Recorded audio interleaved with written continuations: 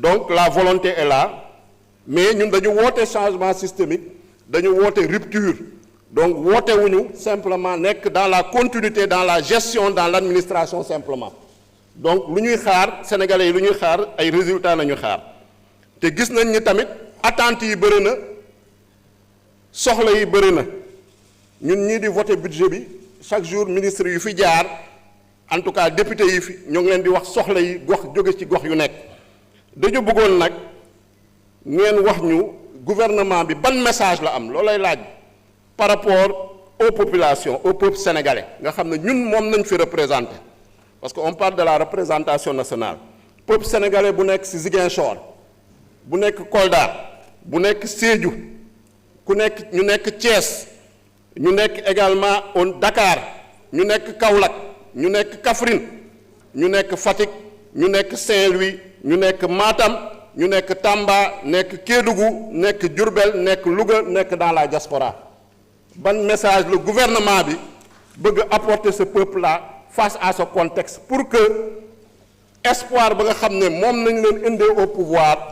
en tout cas gis nañ ni espoir boobu baa ngi fi mais day laaj également woote ngeen ay sacrifice mais sacrifice yi ñépp ko war a partager aussi bien les dirigeants que le peuple sénégalais loolu doon laaj bi di leen remercier di leen gërëm di leen sant di réitérer l'engagement de ce groupe parlementaire là pour soutenir le gouvernement et notamment le Premier ministre Ousmane Sonko. Je vous remercie.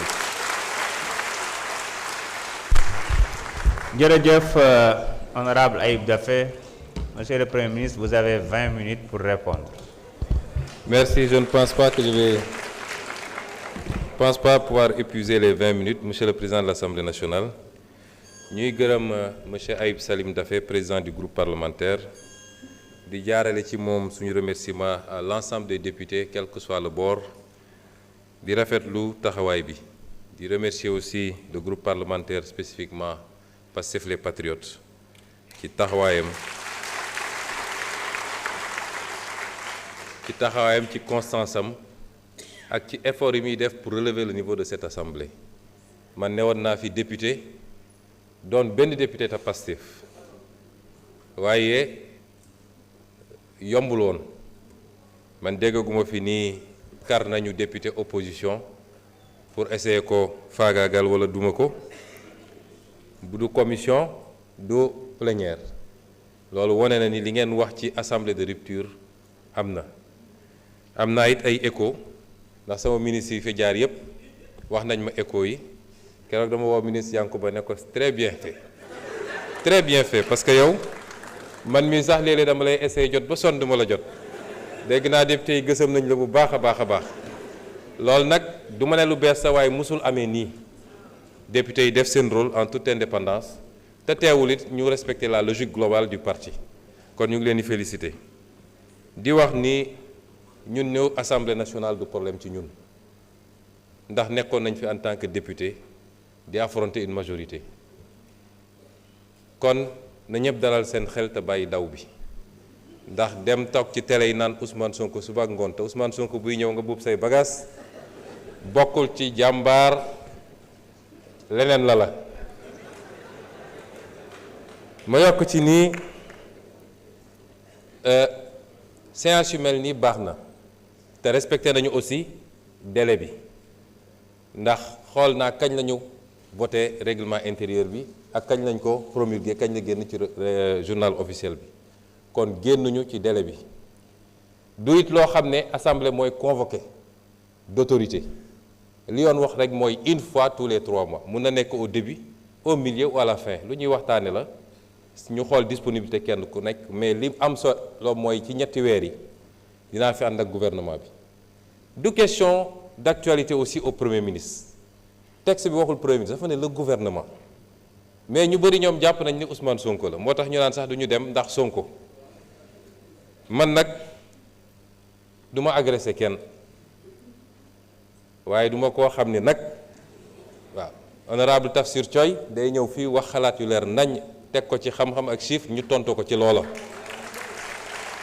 ku ñëwee noonu rek ñu ñëwee noonu waaye përti bi moom ku fi ñëwit Pastef defe naa kenn du ko démontrer xadar ak xarañ ak defante kon nañu dellu si nañu dellu si ci l'essentiel. Honorable Ayib Daffé dafa wax ci lu jëm ci contexte bi contexte nag contexte politique la njëkkee contexte politique bi dafa mel ni li ci ëpp sax dafa dellu si suñu biir waaye may dalal xelu ñëpp ku am déglu ak seetlu dama waxoon ni ba may annoncé dama ne woon y aura un avant un pendant et un après 8 novembre damay bëgg léeg-léeg ñu may déglu ci la may wax amoon na avant 8 novembre moom defe naa musul am ci Sénégal après 8 novembre nag moom jëfur général la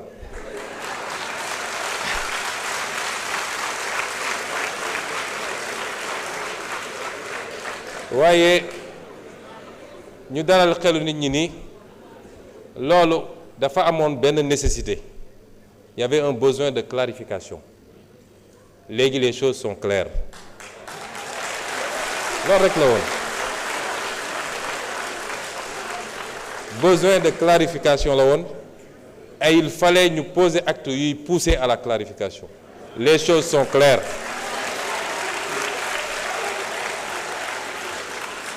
mu des nag ñu doxal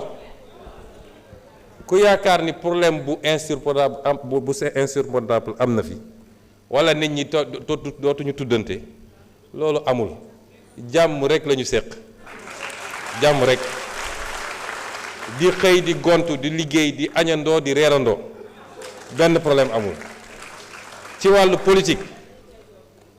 ku nekk mun na am doxalinam ci wàllu état tey la ñu gën a farlu ci liggéey parce que liggéey xamul man liggéeyalu ma président Bassirou Diomaye man Sénégal lay liggéeyal liggéeyalu ma président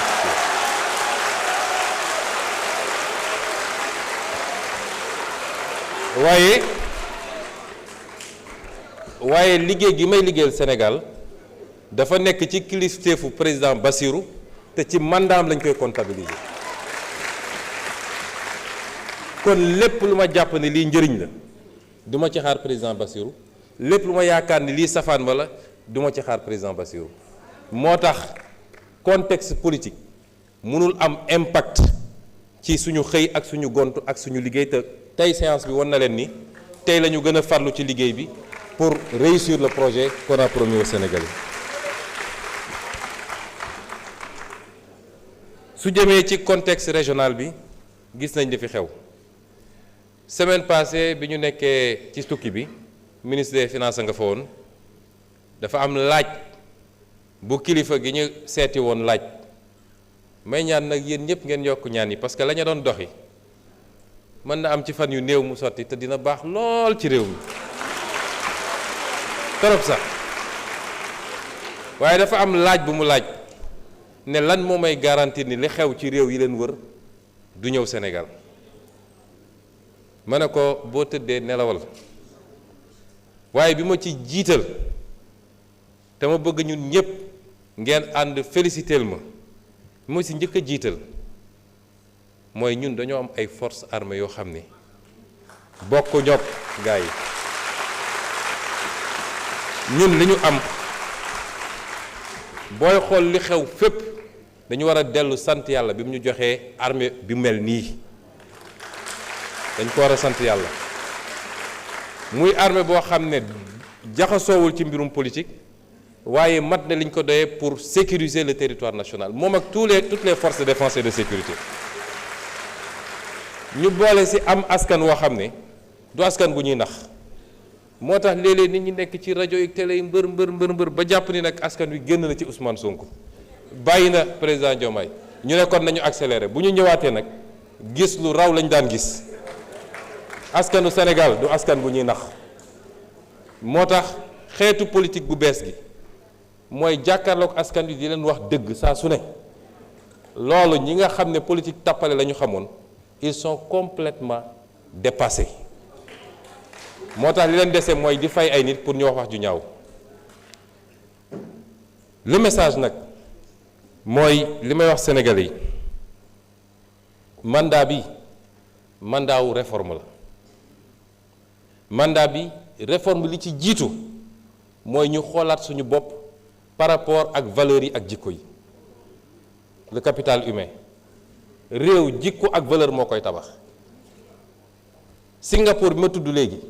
benn île bu ndaw la boo xam ne matul sax benn région Sénégal amul or amul diamant amul dara waaye ki ko modifié bi mu ñëwee dafa ne may njëkk a commencé mooy valeurs yi ak jikko yi mooy la discipline mooy le respect de la règle mooy l'éducation moom foofu la njëkk a commencé tey ci réew yi gën a développé ci àdduna la bokk li Sénégal am Singapour amul toq bi kon li ñuy wax ci discipline defuñu ko pour réprimer wax naa léegi ministre bi waroon nga wax ci mendicité bi aussi ndax du rek ambulant yi waaye mendicité bi ak yeneen defuñu ko pour réprimer te dinañ ci ànd ak ay mesures d'accompagnement waaye li ñu bëgg a xamloo Sénégalais yi lii yëpp dal ñu lan moo ko andi discipline bokk na ci yow lii dañ la koo dénk askan wee ko moom bu ko jël du ko digal sa poos bu ko jël di ko yóbbu ci ay compte ñu delloo ci xelu nit ñi ni xaalis dañ koy liggéey kenn du ko lijjanti. Premier combat mooy ñu dem ba képp ku ñu investir d'une fonction publique moo xam fonctionnaire nga moo xam décideur politique nga dootoo ñemeeti jël fistine boo moomul fii rek egguñu foofu rek li waroon tabax hôpitaux yi li ñu waroon tabaxee 100 hôpitaux 10 hôpitaux lañ ciy tabax loolu bokk na ci facteur de sous-développement te loolu bokk na ci l'un des grands combats de ce chantier de ce mandat dellu ci valeurs yi ak jikko yi ñaareel bi mooy ñu partager une vision économique lan la ñu bëgg a def ci réew mi chaque jour ñu ngi expliquer pourquoi ñu ne priorité réew du dem tabax ay forcément ay immeuble ay autoroute waaye tabaxal lii téye koom réew mbayu réew ma fan la toll napp gi fan la toll càmm gi fan la toll ressource naturelle réew mi est-ce que téye nañ ko ci réew mi est-ce que ñi ngi fexe transformer loolu mu andi valeur ajoutée moo gën ñu koy bàyyi mu génn brut loolu bokkul ak li fi daan am donc option yi bokkul kon effort yi ñuy réclamer peuple bi c'est pour aller d'un point bi ñu fekk réew mi mais lii ñu wax nii bu ñu ko réaliser defe naa coow li yëpp ñuy wax ci jafe-jafe yeeg emploi jeunes yooyu dootu fi am mais loolu pour ñu avancer il faut ñu partager gis-gis bi te il faut que ñu fexe ba instaurer ce débat là mu doon le débat prioritaire fii waaye débat xëy su ba ngoon jot am Sonko andil Ousmane amalul njëriñ réew mi nañu wax lan la président Bassirou Diomaye ak gouvernement am di def ci mbay mi ci càmm gi ci napp gi lan la ñuy def pour teewaat suñu réew moomaat ko loolu moo ëpp solo que débat yooyu ñuy am kon peuple bi ci boppam moo war a affranchir bu dee lenn ci médias yi ak réseaux sociaux yi buggu ñoo topp loolu peuple bi moo war a am ful la boppam daal di dellu si ses orientations soo déggul loo xam ne jëm na ci liy farata liy njëriñu réew mi nga romb loolu dem toppatoo farata parce que booy déglu léegi Sénégal nga tukki tuuti da nga naan mais ñun dafa li am Sénégal amul fenn amu ko te ñépp laa wax nag ku bokk ak man ak ku bokk ak keneen man sama discours musul changer nañu dellu si ci valeur yooyu c'est extrêmement important te loolu c'est l'un des éléments importants de ce mandat.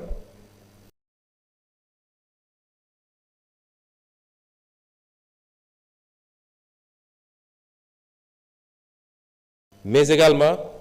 les réformes institutionnelles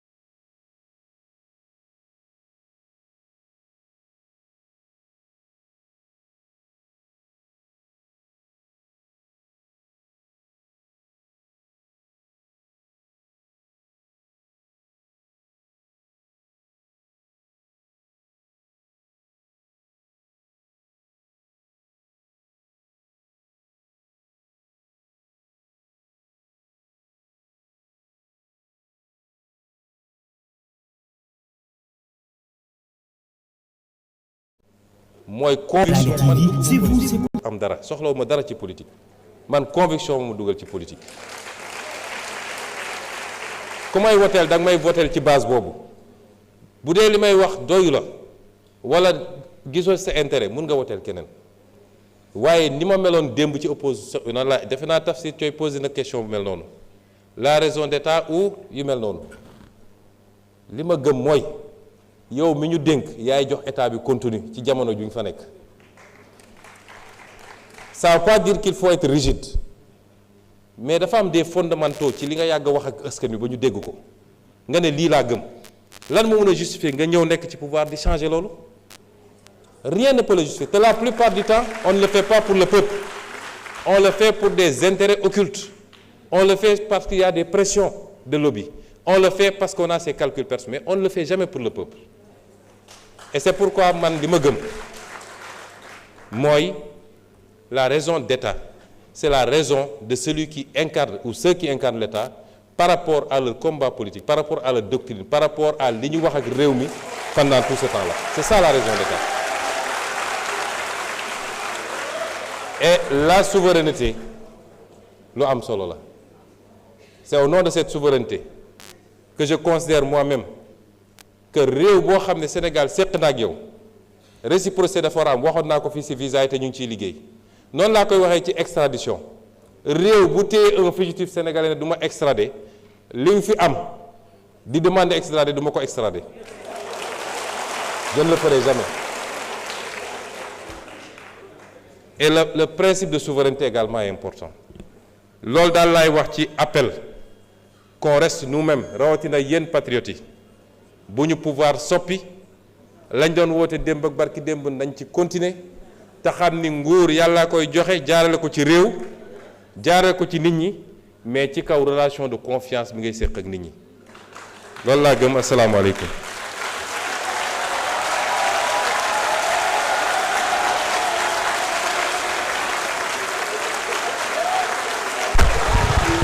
Merci. Merci beaucoup.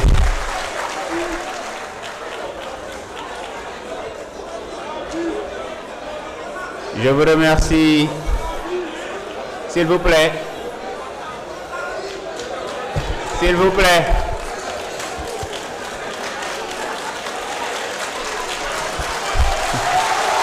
Merci beaucoup.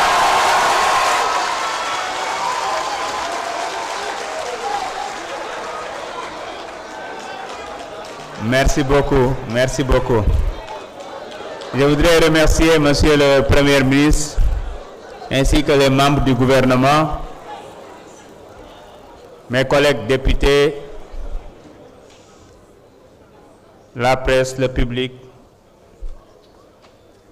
pour la bonne conduite de cette activité. Mes chers collègues, l'ordre du jour étant épuisé, je propose à l'Assemblée de lever la séance et de reprendre nos travaux demain, samedi 29 novembre 2025, avec comme ordre du jour, à partir de 9h00, considération générale, examen des recettes, dette publique, pouvoir public, et 17h, le passage du ministère de l'intégration africaine, des affaires étrangères et des Sénégalais de l'extérieur. Je vous remercie. La séance est levée. Examen des recettes, dette publique, pouvoir public.